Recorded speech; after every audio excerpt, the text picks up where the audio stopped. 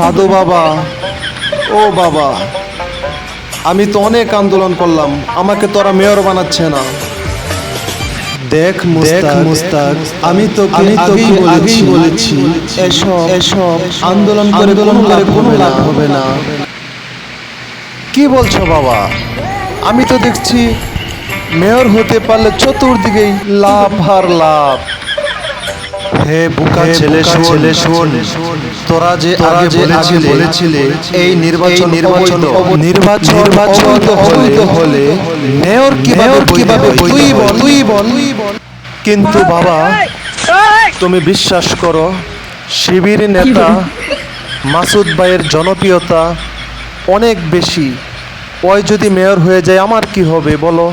ভোটের মধ্যে দিয়ে শিবির নেতা এনসিপি নেতাও যদি মেয়র হয় তোদের তো চলবে কেন?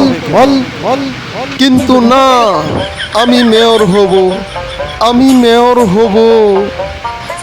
যা এখান থেকে যা।